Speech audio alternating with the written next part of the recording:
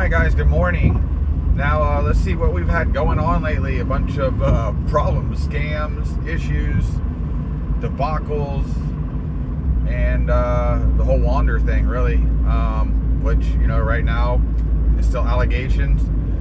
Waiting to see what they've come up with the investigation, and then what happens from a standpoint of regular legal matter, and then what's going to happen from a baseball matter, whether they have a suspension or not, based on the findings of whatever the situation is.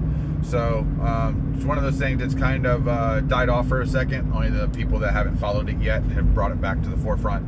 Everybody's just waiting for news. As of yesterday, I didn't see anything new other than everybody was doing their investigation, and then whether he would stay on the basically restricted list that he's on right now.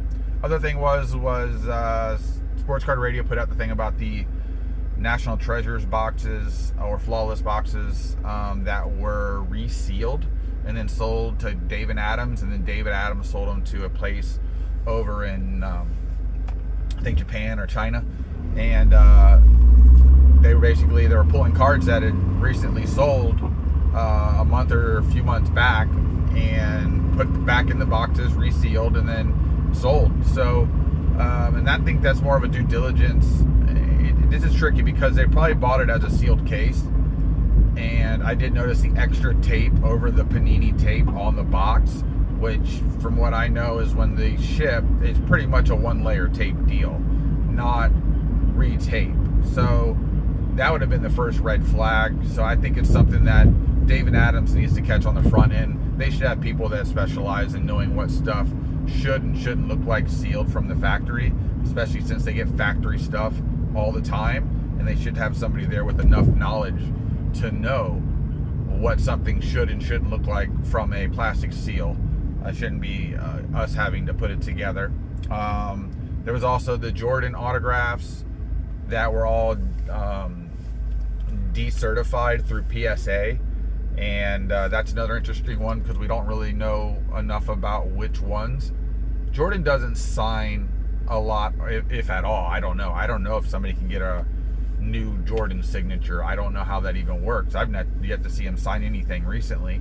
I'm sure maybe he does, but he's also might be under the thing where he just says he's under contract and he moves along with his life, so he doesn't have to be bothered with it. But that's interesting too. Again, there's a lot of fake Jordan autographs out there, and for anybody who thinks an autograph can't be faked, it's not very hard for some of these people that are very good at these type of things.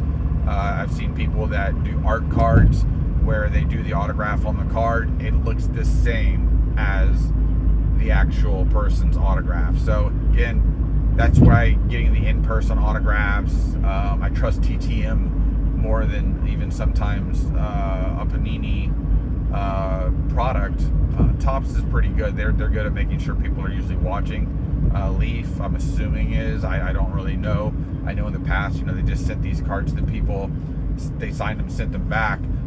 Not necessarily with a representative watching. Maybe on a phone, maybe on a tablet, but I don't know about paying attention to the whole time. I would really like these autograph sessions for these cards to be recorded.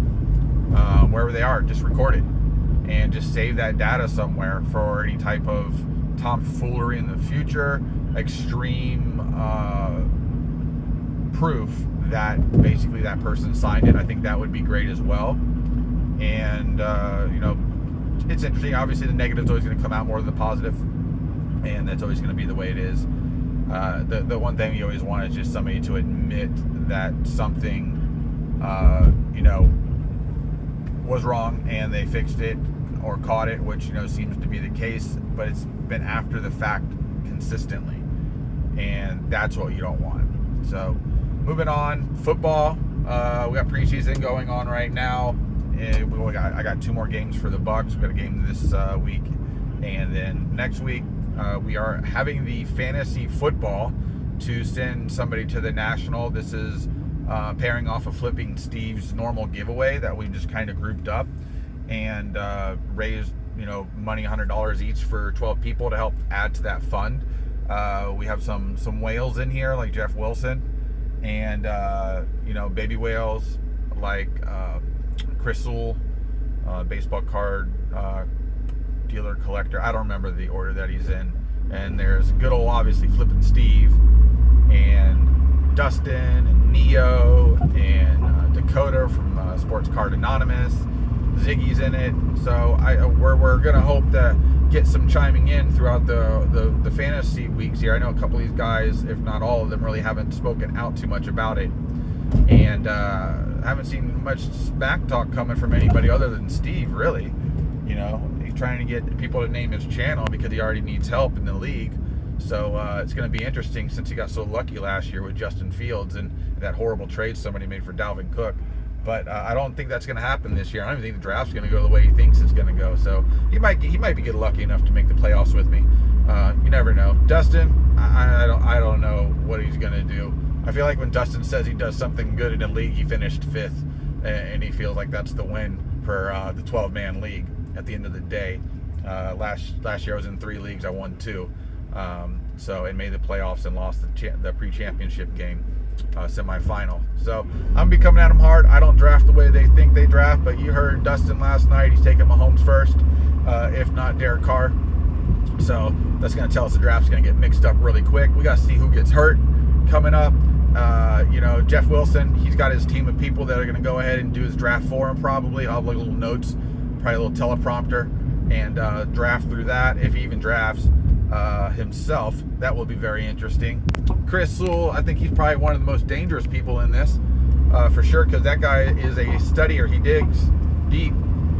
I don't even think he probably does mock drafts. He's just summoning the Jedi power, and he just knows who he needs to get when he needs to get them. And I gotta worry about him. Ziggy, I don't know. I think Ziggy's gonna be going all over the place too. He'll probably get a couple. Ziggy. I wonder if Ziggy will draft a kicker in the 5th round. Maybe. We'll see. I think Ziggy's going to come out with some really different draft picks, but I don't know if they're going to pan out. I don't know much about Ziggy's draft capital during fantasy football based on what I've listened to. He hasn't talked a lot about it, so it's going to be very, very interesting to see what this team does in the Dakota. I mean, he's definitely drafting defense first. If he could draft offensive line first, he would have done it. But they don't have a spot for that yet that I know of. So I'm not worried about Dakota. I'm just basically going to be, he's going to be that dog barking in the window, but he ain't going to do nothing to you.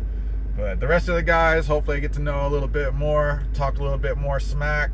Again, this is for a good cause. I'm having a good time, guys. And just putting this stuff out there for the media, and hopefully we can make this a little back and forth throughout the season. It doesn't get too personal or overdrawn, and if it does and somebody gets upset, I think they should reach out to the person individually. But at the end of the day, is what it is. I don't know if we'll end up getting some sponsors to back this or not, but we're gonna have fun with it, guys. I hope you have a good time with your fantasy draft. Maybe we'll talk to the guys if we do a live feed while we fantasy draft. That would be very interesting, so we can kind of talk shit about each person's individual draft pick as they draft them. All right, guys, that's what I got for you right now. Just throwing a little content out there, a little drive time on the way to work. And it's been a rough week already. Hopefully we can get through these last 2 days unscathed. That's everybody out there, because I feel like it's just been a little bit busy.